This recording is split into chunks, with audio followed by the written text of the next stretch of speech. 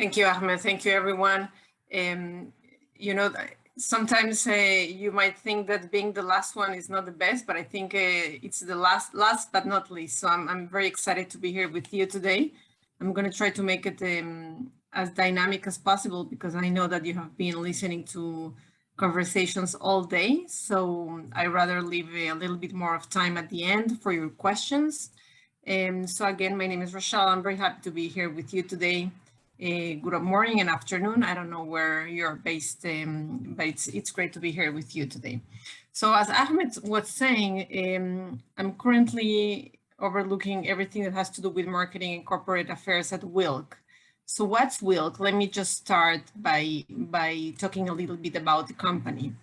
For those of you that haven't heard from us, we are a cell-cultured company. That means that we are producing milk and milk ingredients from cells in an independent manner. What does that mean? Let me explain to you a little bit more about what we're doing. So this is our team. Actually, this is a little bit an older picture. We have grown. This was taken a couple of months ago. Now we are about 25 employees. We are an Israeli-based company. And the reason why I want to start with this slide is because you can see here how our name really has a very strong meaning. And why is that? If you look a little bit into the information about how we were born, our company was launched in 2020 by the name of BioMilk with a K. And we have been evolved throughout time, the same as milk has evolved throughout time, throughout the evolution, years after years. And now we can definitely say that milk is going to evolve as well. And we are finding new ways of producing milk. And that's why we are evolving through our name as well. And that's why you can see how we're playing with them from milk to Wilk. And that's the reason why I wanted to start with this slide. But let me tell you a little bit more about our company and go a little bit more deeper into the public side of things. That's why that's really the title of our conversation today. As you can see, we are an Israeli-based pioneer in the development of cultured milk. As I said, we started operations in 2020. But something is very important to mention is that we do have more than 10 years of proprietary research from the Hebrew University in Jerusalem. We are the first cell-based milk company to go public. We are listed currently in the Tel Aviv Stock Exchange since February of 2021, last year. And something that really shows how our business model works is that we already have a strategic partnership in place with one of the largest dairy companies here in Israel. That's called Tara. Tara belongs to the Central Bottling Company, which is a franchise owner of Coca-Cola Israel. And we have an agreement with them both to distribute our products both in Israel and South Africa, where they have more than 80% of market share. There is a lot of information here that you can also take a look at, but two of the things that are important for us is that we recently joined the European association, the Cellular Agriculture Europe Association, which is an association that regroups all the cellular agriculture companies, both on meat, poultry, seafood, and now dairy, with the Wilk joining. And the objective of this organization is to work together with the governments and the NGOs to advance cellular agriculture in Europe. And another thing that we're really proud of is that we also belong to the UN SDGs, because we really believe that what we are doing is going to allow humans and animals to enjoy the benefits of producing real milk through cells, but in an independent manner. And I'll go back to the public side of things, but first I want to share with you a little bit more about our company. So, of course, all of you know that milk is definitely not going to stick around forever. We know that there is a expected global population of more than 10 billion by 2050. We all know the environmental effects of traditional milking methods. And something very important to highlight is also the shortage of breast milk. And why I say this, because in Wilk, we're working in two different verticals. We have the animal milk and we have the human breast milk. We are producing both milk and milk ingredients through the same technology and through the same processes that we're going to see in a second. So really, why and how we are revolutionizing this production of milk? Because we believe there is nothing that can compare to the real milk. And science attests this. We understand that there are many alternatives. We understand that there are many ways in which the world is benefiting from alternative proteins or fats from other sources like plant-based, for example. But science attests that there is not such thing that can really compare to the benefits, the nutritional benefits, the health benefits that real milk provides. And that's how through our patented technology, and that's something very important to say, we already won a patent by the USPTO for our methodologies to produce cell-based milk. So let me just tell you in a very, very easy way, how is the technology that we're using to produce these milk and milk ingredients. So first, what we do is we collect the mammary gland tissue from humans and animals. And I'll explain a little bit more about that later. But then let me cover first how the technology works. And then what we do is to isolate the milk producing cells. So basically you can picture the technology in your mind that we are really doing exactly the same thing that the animal or the woman does inside the body, but we do that in a 24/7 sterile laboratory with all the necessary conditions for those cells to replicate and secrete the milk and the milk ingredients.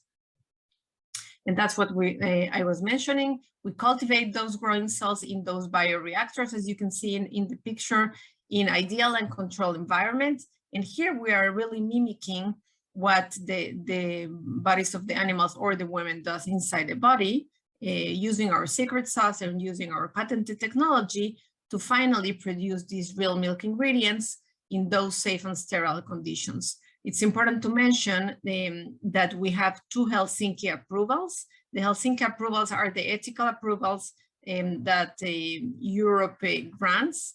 And those ethical approvals allow us to partner with two of the largest hospitals in Israel to take cells from women in two different ways. We get donations from human breast milk, and women get, of course, compensated. And also we take tissue from breast reduction surgeries, which means that this tissue that is a healthy tissue, and after being revised by biopsies and biolaboratories, then we take that tissue that otherwise was going to go to waste, and that way we can take the cells from that tissue, from real tissue of women. So I know I went through that very quickly, but I wanted to come to this point where I believe it's the interest in this conversation. And I'm going to touch on the Tel Aviv Stock Exchange. So very quickly, this is the timeline. This is our milestones up to now. As I mentioned at the beginning, we have those 10+ years of proprietary technology that come from the Hebrew University with one of our co-founders and current chief scientist officer, Professor Nurit Argov. We started operations in 2020, and by 2021, we were ready to be listed in the Tel Aviv Stock Exchange. That's what you see here, the TASE, Tel Aviv Stock Exchange. And that's really also the year in which we started our strategic partnership with the dairy company Tara. And this year we were granted our first patent by the USPTO. So now I'm going to go a little bit more into the Tel Aviv Stock Exchange journey. So what happened in this year, and what has been the benefits and challenges of going public. So the reason why I wanted to really show you this picture is because you can see in the bottom side of the slide, that picture was taken 1 year ago in April 2021. And if you compare that picture to the picture on the bottom right, first of all, you can see how we have evolved, how we are a larger and a robust team. I can tell you that more than 90% of our team is comprised by R&D scientists, top-notch on their fields, PhDs, postdocs, the best in Israel. We have moved offices to a larger lab. We have even changed our name, as I mentioned at the beginning. And all of this, I can tell you, not everything has been because we are a public company, but there are many benefits that I would like to share with you now. I think the first benefit that we in the company see as being a public company is the obligation that we have as being public to be 100% open with everything that we do. By that, I mean that when you are a public company, you have to comply with all the rules that are established.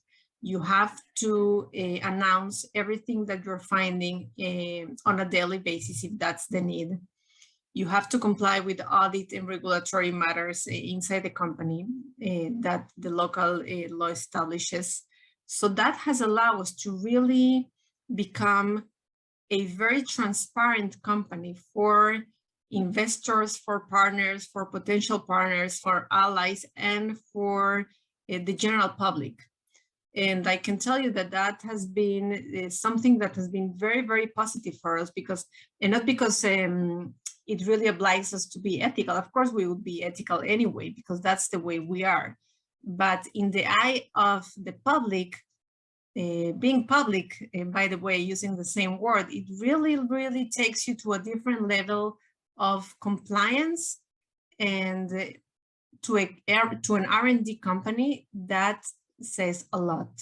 So that would be, I think, the first advantage in our journey. And the second one would be also this security, this assurance that investors and potential partners have when they are having conversations with us. And the reason why, again, it's because we are an R&D company. And of course, people that want to partner with us want to make sure that everything that's behind our science, our laboratory, you can see here the pictures of our top scientists with our top-notch equipment that we have in our lab facilities in Israel. They want to guarantee that what we are saying is really backed up with real data. And that's something that we get by being a public company. Of course, there are challenges. Nothing is black or white.